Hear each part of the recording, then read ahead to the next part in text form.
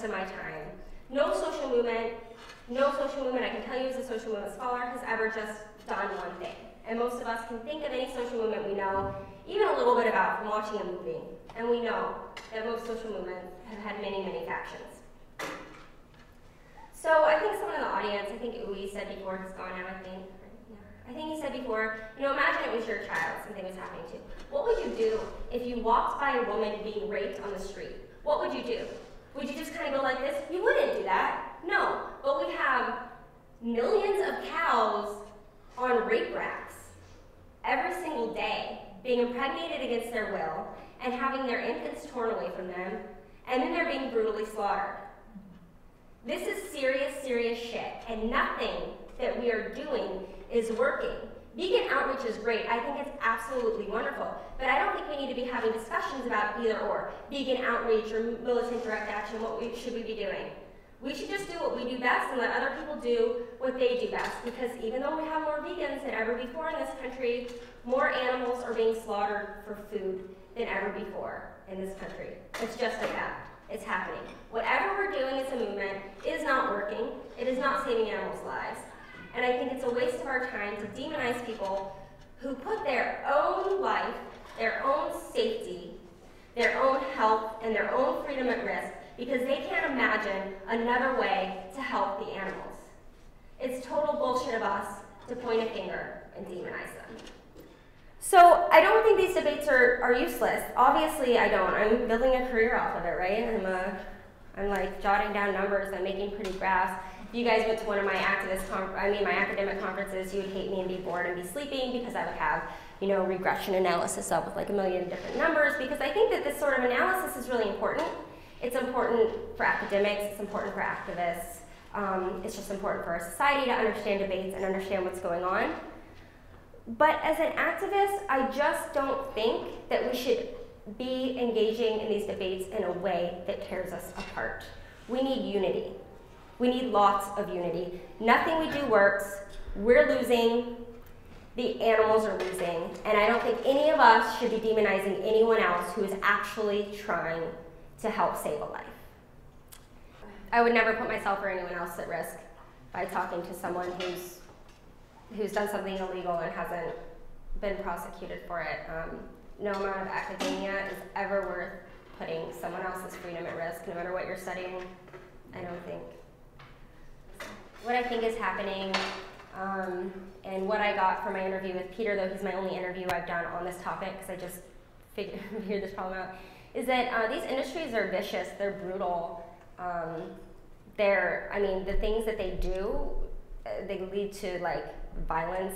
They lead to our culture of violence and rape. Like they create rape culture, they create violence, they create a culture in which we think it's okay to wage war and beat each other up and rape women.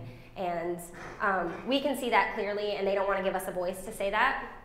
So, and they really don't want people to stop eating animals or stop allowing testing on animals. Because if you got in there and you saw what was going on, you wouldn't want it to happen. So why would you ever bring media attention to your slaughterhouse? Why would you ever want CNN to cover a lab raid when you know that half the research you do could be done without using animals? You just don't want that to get out, so why would you bring it up? And then, there's the NALPO, the North American Animal Liberation Front press office, is now being a voice for people who want to release communiques, which is how we got most of this information, because mainstream media doesn't want to be seen on the side of supporting, I think, nobody will do an interview with me so far, on the side of supporting quote-unquote terrorists. And then I also think that it's a smart tactic of activists not to spray paint ALF on the side of a wall, because now that there's so much repression, you throw a brick through a McDonald's and the sentence you're going to get is going to be way, way harsher if you did it and you're an animal rights activist, or you did it because you love animals. That's the face of repression today.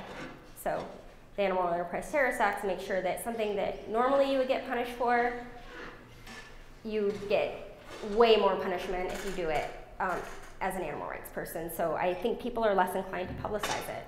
They're out there to help the animals, so why invite FBI repression? And how open rescues And I should have actually, especially, you're here so you can protect yourself, but when you're not here, I should be especially more careful.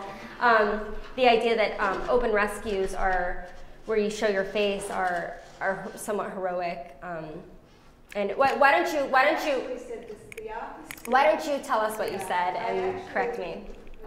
Encouraging that people look at when they engage in these actions, whether it's more about heroism and just going in and saving the animal, or whether can be real education that goes on. And it's saying that the kinds of direct actions I like best are ones where there is that education, as in open rescues, where I think the footage gets out, people. So in addition to doing great work of saving these animals, you're educating people. I'm basically talking here about violence, debates over things that are violent. The target of a home demo for her position on abortion, and at a time when her kids were young and they were totally traumatized, and she talked about that at a conference where she just had tears in her eyes talking about it. And so she was just pointing out there's more than just one person that gets affected by this.